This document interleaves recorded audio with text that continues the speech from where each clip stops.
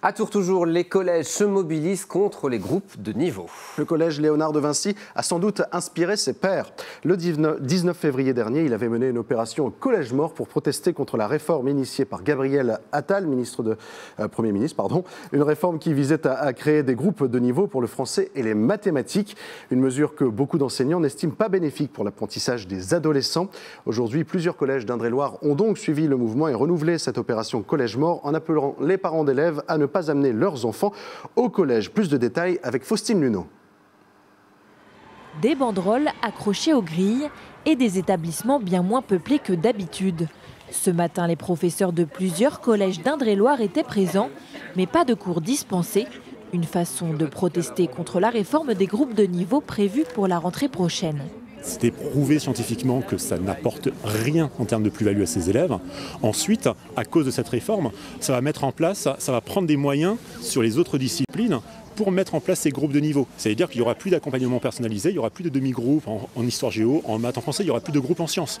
Donc clairement, il faut abandonner cette réforme et revenir à des demi-groupes ponctuellement dans les différentes disciplines où on sait que ça fonctionne réellement et que ça apporte quelque chose aux élèves. Car parmi les craintes, celle de la stigmatisation des enfants en difficulté et d'un creusement des écarts de niveau.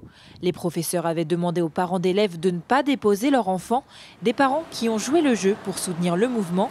Seul un quart des élèves étaient présents au collège Rameau à Tours et Neruda à Saint-Pierre-des-Corps, 10% au collège Rebout à Montlouis et 4 élèves seulement ici au collège Corneille. Où sont vos enfants ce matin ? Ils sont à la maison. Dans l'organisation des professeurs, dans ce qu'on comprend, c'est que ça devient ingérable et ça va rendre le travail moins qualitatif pour les élèves, avec des classes de 18 pour les moins forts et des classes à 30. Donc on est sur des niveaux de contingent de classe qui est proche du lycée, en 6e, c'est pas légitime. Nicole Belloubet, ministre de l'Éducation, a récemment assoupli la réforme en parlant d'autonomie des établissements, mais cela ne convainc pas les syndicats. L'autonomie aux établissements, ce qui veut tout dire et rien dire. C'est-à-dire qu'on peut laisser de l'autonomie, oui, mais est-ce qu'il faut quand même faire les groupes? Est-ce qu'il faut faire des groupes que certains moments de l'année, etc. Tout est absolument lunaire. Et donc forcément, nous, on n'a pas besoin de quelque chose d'imprécis.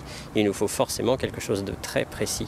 Les professeurs envisagent déjà de mener une autre action commune avec les différents établissements du département.